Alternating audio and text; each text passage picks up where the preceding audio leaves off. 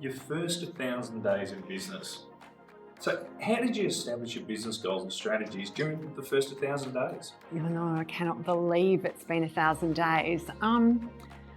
Well, this was a really fascinating thing because I had taken redundancy from my last role, and I had decided that I was going to establish a new business, and I was working through what the business name and the objectives of that business would be. And then of course COVID hit.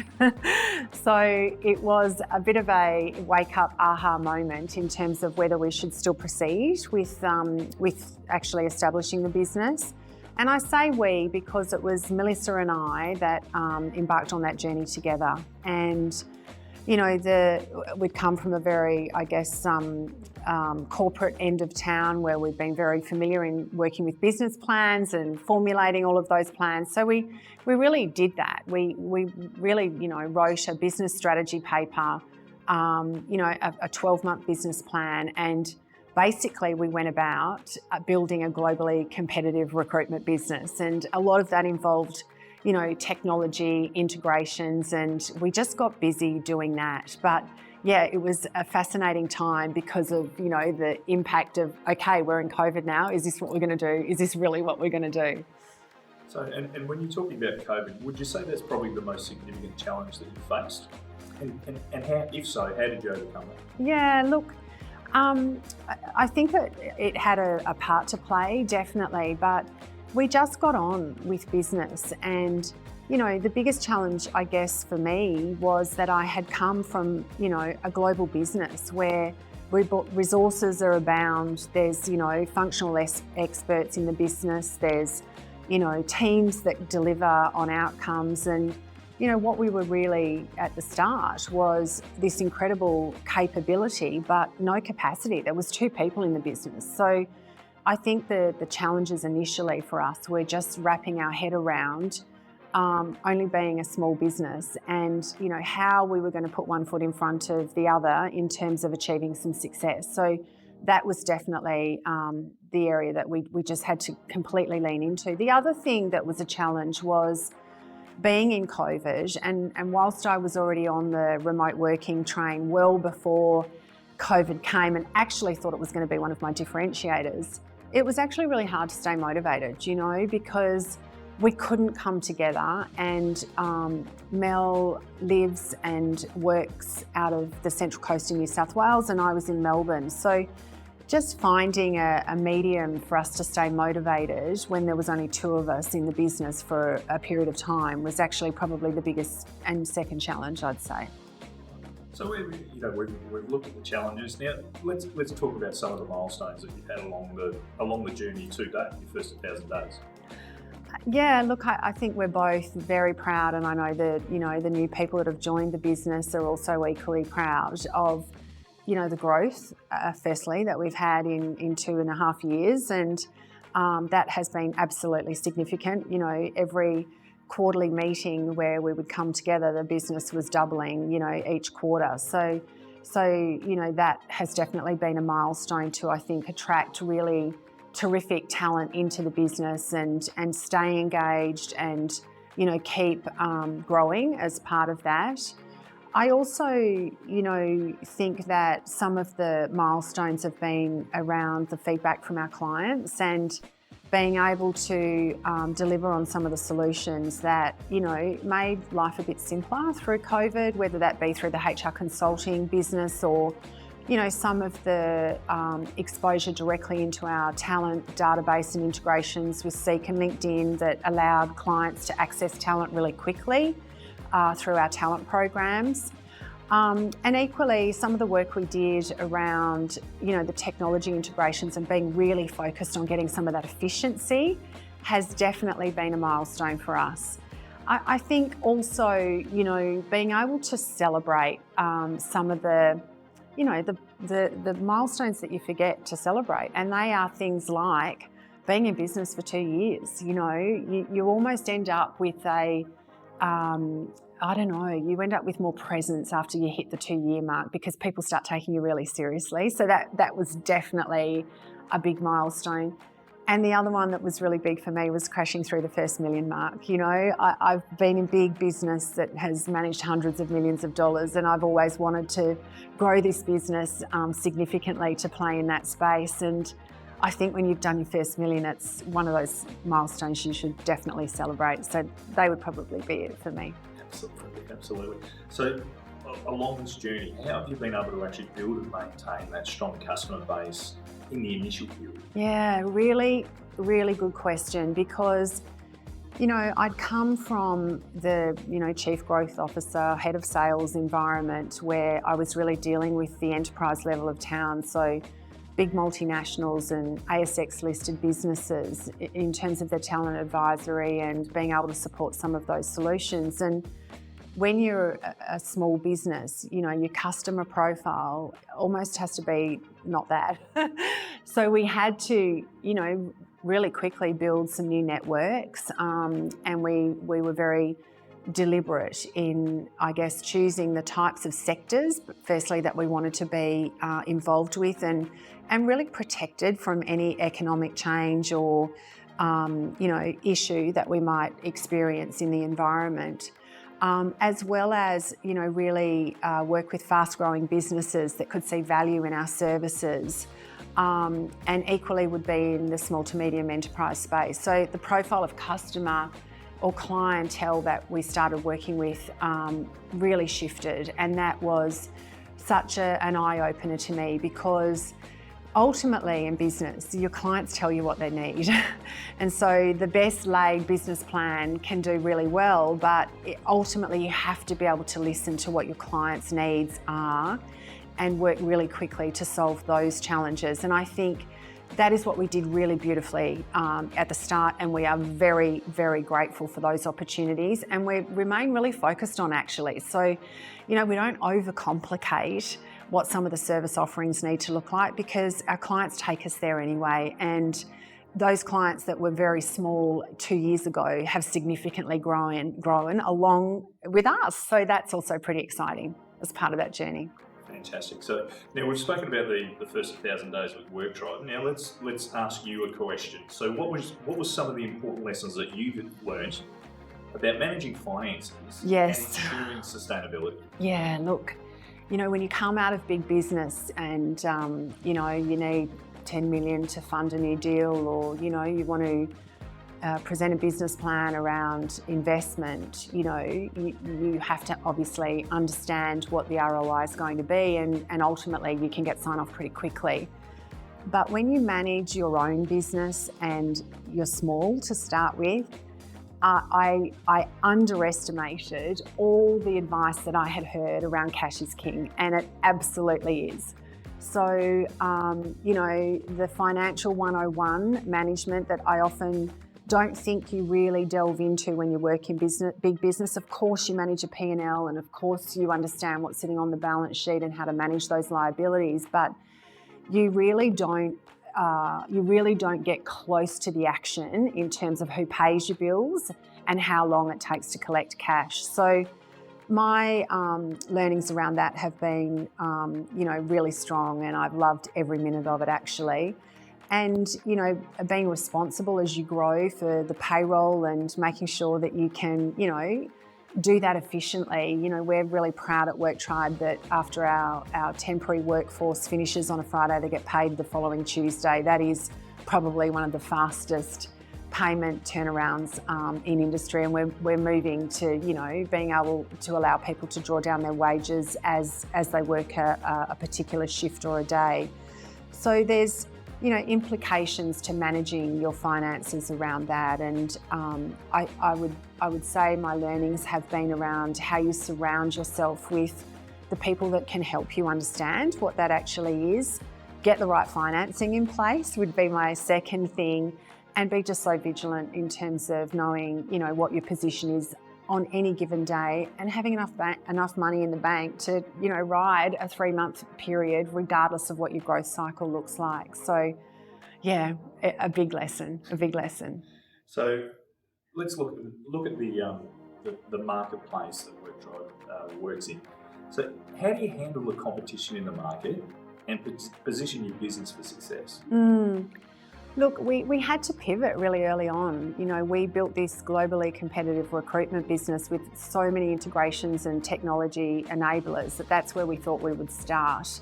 And even before we launched the business, we started working with clients in the HR consulting space because they weren't COVID ready. They didn't have the right policies and procedures nor ability to be able to manage hybrid working and remote working. So we actually pivoted really quickly. And as I said before, your clients soon tell you what they need. And if you listen carefully and go on that journey with them, your products and services really come to life. And that's where you're really clear in terms of what you're going to market for to find the talent that's going to help you deliver that.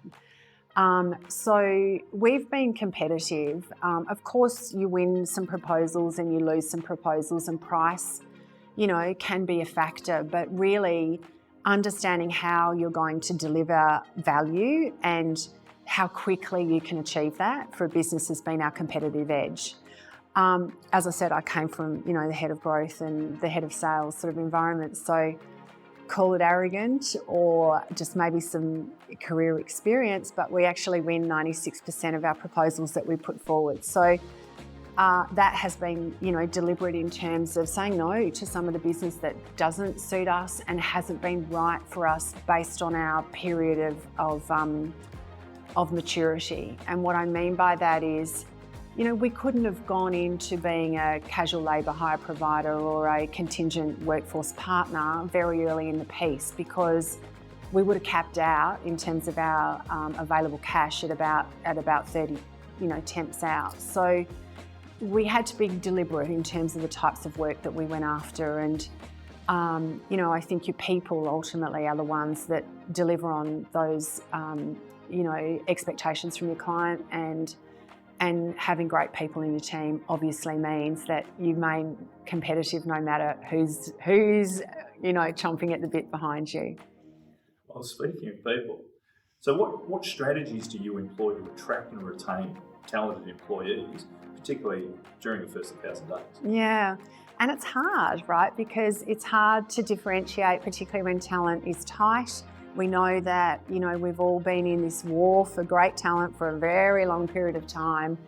And when you're small, your role changes every second week and that doesn't suit everybody. So for us, it's been very much about sharing the journey and the stages of the journey that we're up to and being very open and transparent about what, the business is and it isn't. Being really clear around how we can help with the grunt work and, taking the administration away from individuals so that they can do the human interactions that really matter, that, is what they sign up for in the first place.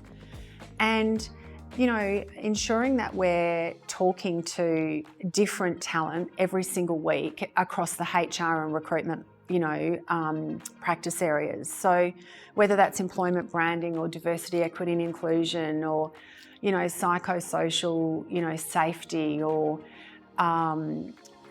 executive search, like we've really maintained some really open relationships with individuals that it hasn't been right for them to join us, just yet or in the last 1,000 days, but it may be in the future. And that's actually what really excites me. And the other thing is that, I'm also really clear that, HR professionals, particularly females, come back to work after having their children and may only want to work a couple of days a week. So being able to have the flexibility to attract those types of individuals has been really key for me as well.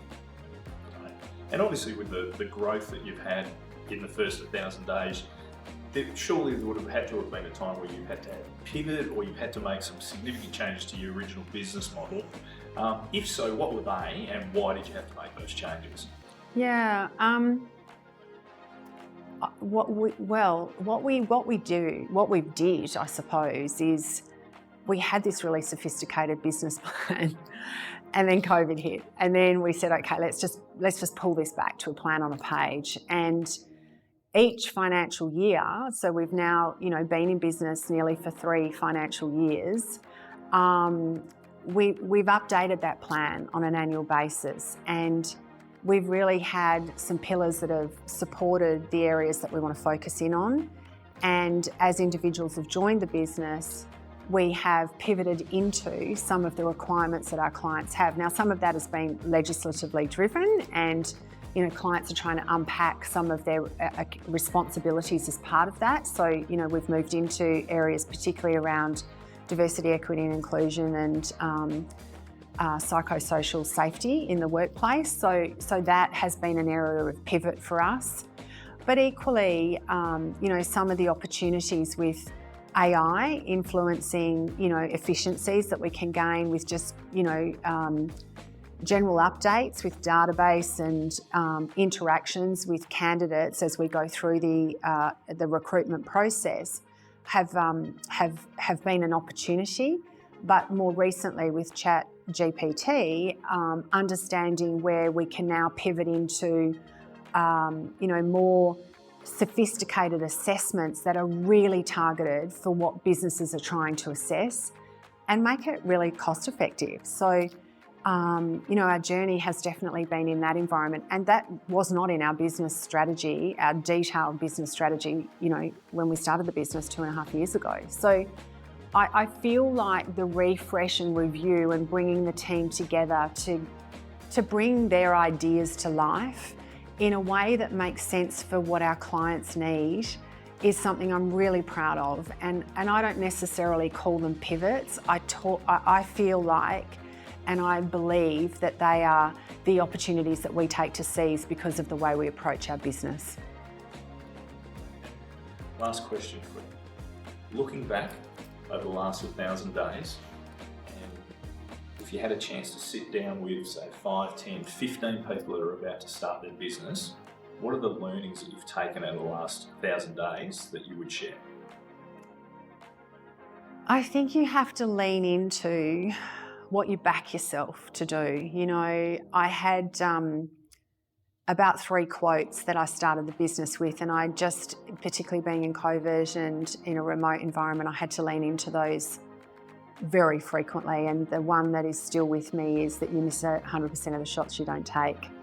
And so when you go into business because you can make a difference and impact something that you are either wildly passionate about and bring a lot of expertise to, probably both. So you have to lean into that, and it does get scary. It gets really scary, but you have to have a belief in yourself that you'll figure it out. And as part of that, I think that you really do need to lean into the individuals that can support you to figure it out.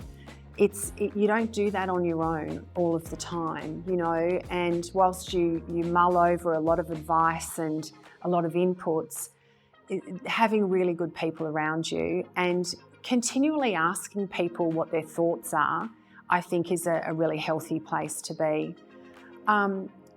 Understanding your finances and, where some of the levers might be and what your risk base might be if you actually try something, because I think sometimes we hold ourselves back because we have such a fear of failing, and that is definitely something that is always a consideration when money's involved. So I think you need to kind of break that down into some bite-sized pieces that say, okay, if I'm going to do, X and bring 3 people on in that particular area, or just 1 person on, what is my risk around that financially, but what could I learn or gain out of that if we get it right?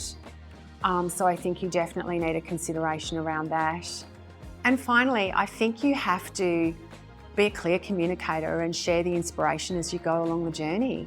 I think to be a talent magnet and want people to, buy into whatever that journey is, people want to see that you're authentic in the way that you approach your conversations, that you have some inspiration, that you can leave a twinkle of that behind, whatever that might be. And you have to turn up being you. You have to be the best version of you. And we don't always get that right. We're very tired. We try and do too much. We worry. We have sleepless nights, and that is definitely something that everyone goes through when they are trying to grow a business, and definitely what they experience in the first 1,000 days, I'm sure. but it's also okay. You know, you just have to give yourself some leeway around that and go, yeah, okay, today's not my day, but tomorrow will be. So yeah, keep that twinkle of, you know, glitter coming and just be a bit of inspiration, but really lean in and draw into that from within as well as much as you can.